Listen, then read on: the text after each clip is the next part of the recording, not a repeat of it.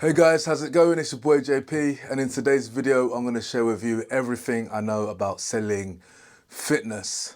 And today I want to focus on selling high ticket packages, anything from 3K to 7K plus, and how you can do that consistently. So I've been in this space since 2017, so that's coming up to 4 years now. Not 4 years, up to 7 years now, so that's quite a while. And here are some of the things I've learned through all the training and experience that I've gained to help you on your journey. And also this is a good refresher for myself as well. So essentially, Jordan Belfort did this the best. So he talks about the straight line. So we've got the open and we've got the close. And every step of the conversation, you're taking the buyer through to this point where they buy, they give you money. At the same time, this journey consists of discovery. So throughout your questioning processes, you want to get the buyer to have an airtight argument in their mind why they need to purchase and purchase now. So typically, there's two sides to every sale. So there's the logical side and there's the emotional side. So logical is, this makes sense, I'd rather do this than spend hours with a personal trainer. In terms of, maybe it makes sense financially, or it makes sense in terms of what they're trying to achieve. And there's no real emotion to it. It's like the price makes sense, what I want makes sense, and versus what you're selling. So if you're a personal trainer, it might make sense to work with you versus doing an online program or doing it by themselves or doing a class. Or if you're selling online training, it makes sense to do your thing instead of a personal trainer. That kind of logic. And also the finance as well. So for someone to spend 7K or 5K, whatever, it needs to make sense to them logically why they should do it. For example, if investing in you is going to mean that they can't pay their bills, then maybe that logical argument doesn't make sense. But we need to, whatever their situation, we need to make sure logically it makes sense, but even more importantly, emotions. So as they say, people make decisions emotionally and they justify logically. Think about your own buying habits. Think about the last 5 things that you purchased. A lot of times it would have been driven by emotion. Like, why do people buy big Rolexes? Why do they buy Lamborghinis? It's not necessarily a logical decision, because they can just get a Casio watch, they can get a Ford Fiesta or a regular car, a Nissan, and get to the same destination. And they'll save a lot of money, the fuel will be less expensive, the maintenance will be less expensive. But because of the status that you get with a Rolex and a Ferrari, maybe you want to stunt on your ex, maybe you want to stunt on your haters. These are all emotional things: jealousy, pride, status. It's not logical, it's emotional. So a lot of the sale, 70% of the sale is going to be emotional. So we need to get them in an emotional state. And this is all language, it's linguistics, it's the words they say. So for example, a word like frustration, like frustrated is an emotional word, or angry, I'm angry at my situation, or I'm fed up, or I'm tired. These are emotional words and they're good. We want, the more emotional energy we can bring into the call, the more likely they are going to be to close at the end of the call. So everything we do is asking skilled questions. So a great question, if you want to get something emotional, is, how does that make you feel? So someone says they've been struggling with their fitness for the last 10 years. It's been 10 years since they was last in shape. Oh, 10 years. Oh, how does that make you feel? Like, knowing that it's been so long since you've achieved your goal. Something like that will bring the emotional side. And then you can also flip to the goals, the emotional side of the goals. So typically when selling fitness, along this line, initially, so from when you say hello, this is where you collect the money. We're going to start off with the emotional pain first. And then as we progress, progress towards the end of the call, we're going to go to their paradise, their goals. So this is Pain Island, this is Paradise Island, excuse the spelling. And even with the paradise, that's where we want to get them excited. Like, the closes that are most likely to close is when they're excited. Yeah, I can't wait to do this, like emotional, can't wait. I'm going to be able to have this energy, do the things I want with my kids.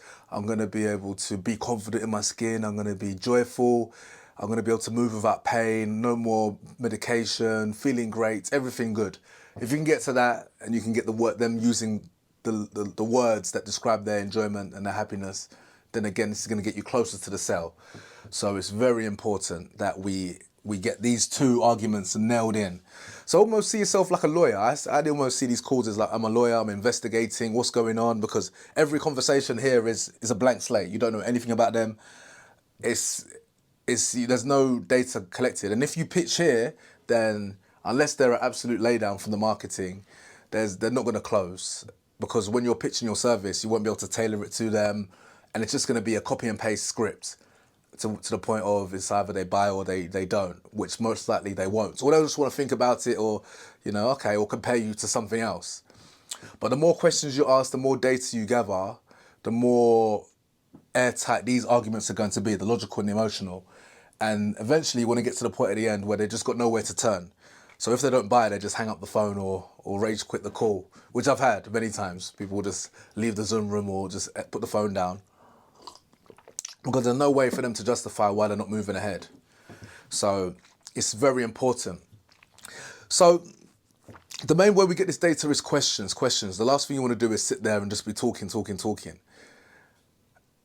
As they say, God gives you 2 ears and 1 mouth for a reason. So you spend most of your time listening.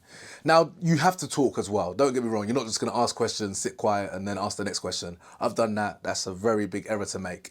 And you actually sell with your mouth. So you sell by reassuring them throughout the call from the beginning that we're the ones to help them, but without pitching. So let's say someone says, I'm really struggling because I don't know what to eat. I don't know when to eat. I don't have time to cook. I might say something like, okay, so if there was a solution where we could help you, you could tell you exactly what you should be eating, give you that clarity on what to do to make it enjoyable, make it fun, and be effective as well. Is that something that you feel like would benefit you? So it's like I respond to that and ask them another question, and they'll be like, yes. And I might say, oh, why do you see that as helpful? And obviously I've already said it, but I want them to say it back to me, because then it becomes... then they believe it because they've said it, and it's like that's locked in. So a lot of your talking will be, until you get to the end of the call, will be questioning, but asking skilled questions. So this is one thing I was thinking about. There's different ranges of questions. So you have open questions. Let's create some space here. So we have open questions. We've got open and closed. We've got open questions and we've got closed questions. So an open question leaves a lot of room for they can interpret how you've asked the question how they want, and they can take it any way, different kind of ways. And towards the start of the call, you want to have more open questions. So the super open question is, what motivated you to book the call today? Or what's motivating you to want to make a change? Now they can go wherever they want, as long as they've understood you correctly. At times, if the question's too open like that, they might answer like, I only booked the call because I saw an advert, and that's not really a great answer for you. You want to really find out, okay, this is going on in my life that's not good. Low energy, fatigued, health issues. Okay, that's what we want. And then you've got more closed questions. So this is where you want to really control the conversation. And the most closed question is yes or no, a yes or no answer. So,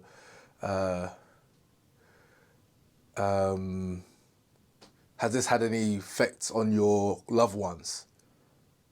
Yes or no, if that makes sense. But the thing about these ones, you want to really be so precise that you get a yes, because when you get a no, it kind of takes a bit of energy away from going to the close. There's nothing wrong with it. You can use that no and kind of get more clarity. Okay, so it's not affecting your family. What potential effect is it having on any other parts of your life? Then we go, the what question will make it more open. So the most open questions are what, when, who, how, and why. I probably butchered the order, but these ones, you can't respond with yes or no, if that makes sense. So the questions are going to be crucial. So the typical framework that I follow, we've got the opener. Then we'll have the initial open question, what motivated them to book the call. And then I will set the agenda.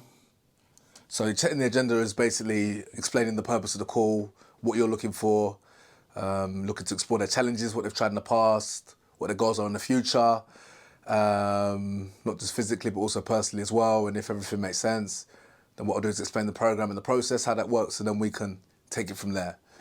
That's a very shortened version, but that's essentially what I'm doing, just to get them prepared that I'm going to ask them some questions, find out more about them. And then I go back into finding out more about the problem and the pain here. And then I will go to situational questions. So that's like where they're at now, age, weight, height, and then what they eat every day, how they're exercising. So I asked them what they ate yesterday. I asked them what exercise they've done this week or last week to kind of get a snapshot of what they're doing right now. And it's good for them as well, because when they're telling you this data, you're now becoming the trusted advisor, the expert, because the more you know more than any other person, they're going to trust your solution more than someone else. So let's say they're having a call with someone who doesn't ask any questions and just pitches, but now you've taken the time to find out all about them, their challenges, what they're trying to achieve. Then when it comes to pitching the solution, number one, you can tailor your solution way better to the other person who didn't ask the question. And you're going to sound way more knowledgeable, way more experienced as well, just because of your listening. And where you're pitching is where you kind of regurgitate everything that they've said, and you've packaged it up in terms of fitting it in with your program and your solution. So yeah, situational. Then I go back into the pain again, because I want to dig up as much emotion as I touched on as possible. So the way I transition is I'll ask them, I'll find out their current weight and their goal weights. That's a typical how I build the gap, because all this is a gap. You're just creating a huge gap from the open to the close, and from the pain to the paradise. It's just a huge gap. And the bigger the gap, the more likely they are to buy, and also the more likely they are to pay the money you want. Because typically this is how a sale is done. So we want a smiley face. So we've got the pain, we've got the paradise, and then we've got the money. And this is a sale. So the reason this works is because the money is low in comparison to how much pain they're feeling and how much their life will change with their goals. It's like the money doesn't make, it just makes sense. So let's say someone's in a really bad position, they're literally about to have serious health situations if they don't deal with this now, and also when they get to their goal, they're going to have the best life, they're going to have more children, more grandchildren, more joy, fulfillment, achieve their goals, but you're only charging £200 or $200 for the solution, then it's obviously a no-brainer. Whereas the other way around, where let's do it like this, we've got the pain, we've got the paradise. Not sure you can even see that there. And then the money's here.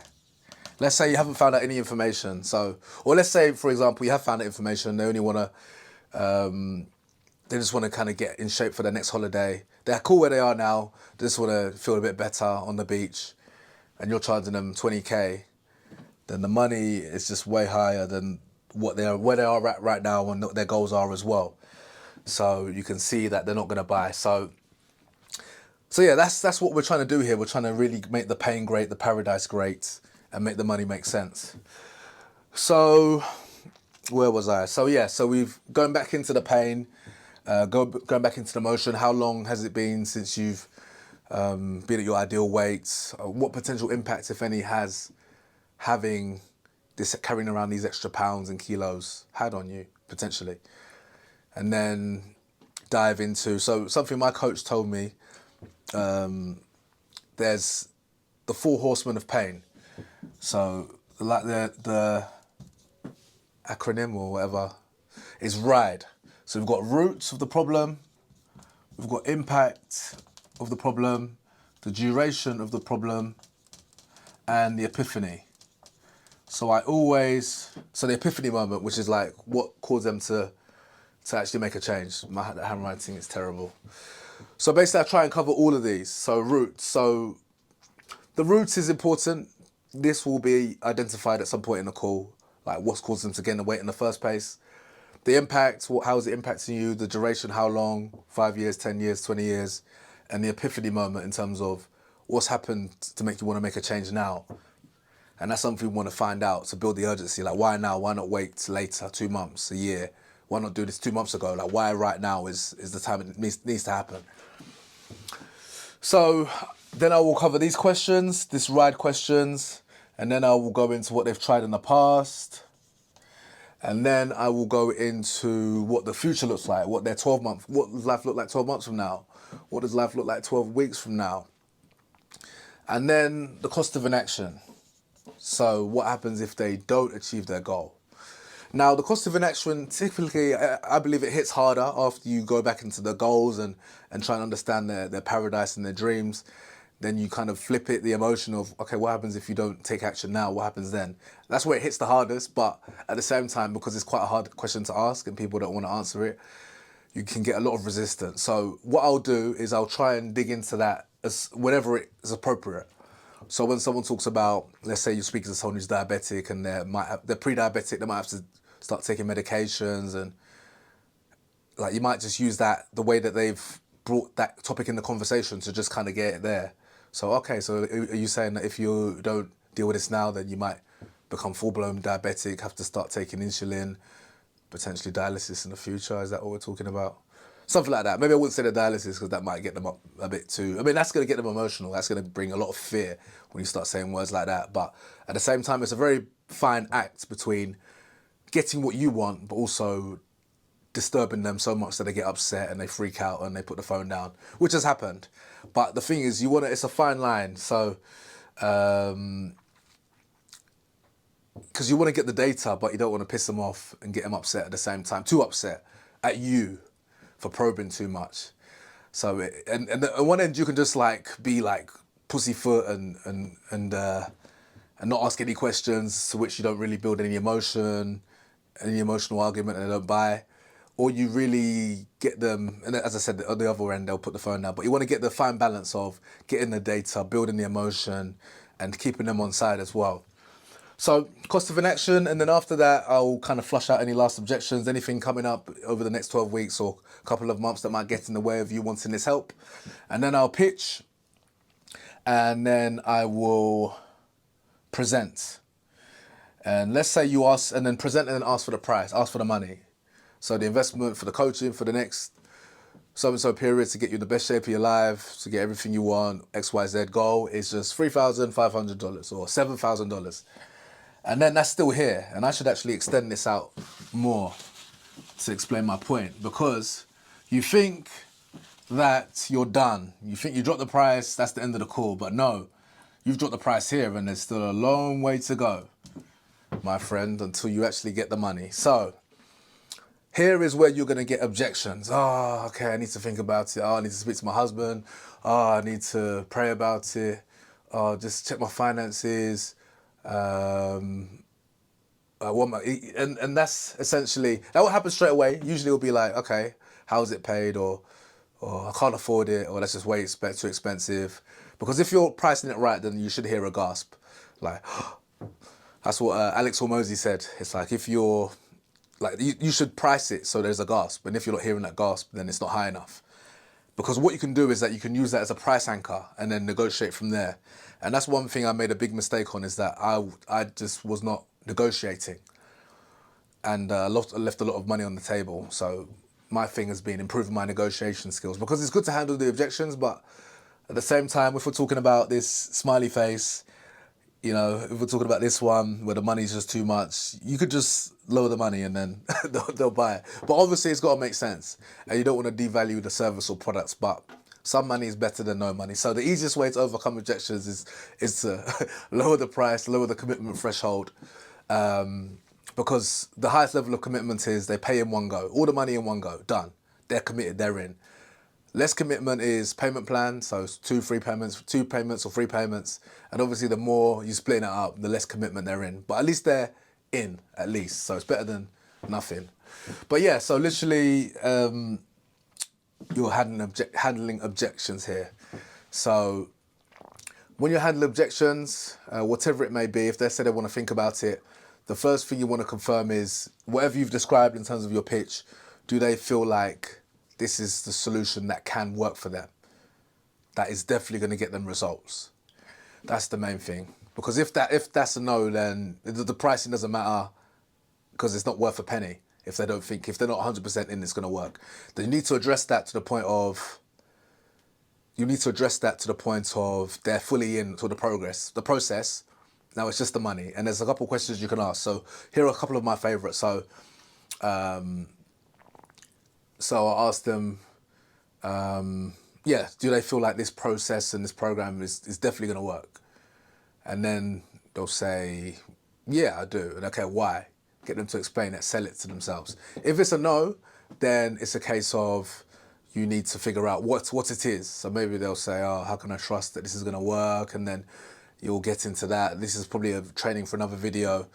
I'll do a whole video on objections, but basically you need to kind of get to the point where they're comfortable with the program, and then you can move on to the money. And the way you can do that, a question I ask is, okay, so let's say the money was, if they say it's too expensive, you can ask a few questions around that, try and get understanding, what do they mean it's too expensive? If they say something like, they just have other things coming up, like other bills and mortgage and kid stuff, you could just say something like, okay, so if everything was taken care of and the money was lying around, would you be putting it towards something like this or something else? Or like, would you be putting it towards this or something else? And then they might say like this, or nine out of 10 they'll say something like this. And if they're struggling, you can just be like, oh, like a vacation or a couple phones or a TV. Because that's what we're talking about, 3 to 7K. Okay, that's like a really nice cruise around the world, or that's a couple computers or a couple iPhones. And then, if they say, they're going to say yes. And then it's just a case of dealing with the money, like the negotiation. So maybe it's a case of they want to speak to their husband. And then my approach is, what could you do now that's a no-brainer? You don't have to do all this thinking around and asking around and checking the finances. What just makes sense? You know how much you make every month. You know how much your bills are. You know, this and that. Like, what works for you? What could you do today? Or was you coming into this call, what was you anticipating this would be? And then kind of just get a base figure. Even if it's a couple $100s, at least you got something to hold on to. The last thing you want is they're like, oh, I don't know. I wasn't thinking about a price. Oh, okay, so what, you thought it was going to be free? No, not free, but I paid like $50 for this. It depends obviously what you're selling and how they've come to the call, but basically it's fine to talk money, try and help them, just get the deal over the line, because the more yeses you get, you're going to build momentum. For more yeses, you're going to get more confidence, you're going to have more clients go through your program and get results, and you're just going to feel better coming into these sales calls than you holding out for that big figure, that big sum, and you just getting a ton of no's and no's and no's and no's and affecting your energy for the next call. Because yes, it's just whatever the money is, it just brings more energy. At the time where I was in the gym and doing the best, I was collecting whatever I could collect at the end of the day, and then that was just bringing more momentum and keeping me going, keeping my energy high for the next call. So yeah, just get the deal over the line, get the close, help the person, and then you help enough people, you're going to make the money you want anyway. All right, so I'm going to keep it brief. I'm going to wrap it up there just in case the recording messes up or whatever. Let me know your thoughts. I'm going to do way more videos. This sales game is so crucial. If you can't sell, your life is done. Your life is done, unless you want to have those salary jobs and you just do bare minimum and get paid, or do more than you'd like and to earn your salary, or like this is ultimate job security. If you can sell and you can pick up the phone and convert people to money and help them and bring in and produce, you'll never worry about money. You'll never be broke again. I'm so passionate about this because my inability to sell almost cost me my life many times. I can say that confidently. So this is just an overview. I'm going to do more of these training videos. Let me know your thoughts and your questions, and that will help me craft the training for the next videos. And I'm going to do a lot more of these. I've had a lot of fun. All right, if you enjoyed this video, give me the thumbs up, subscribe. I've got a book actually called The Low Cost Gym, PT Business Success Guide. I know you guys have been enjoying, so I'll leave a link to that in the description. I'm going to have some more training coming soon as well. And I'll catch you on the next one.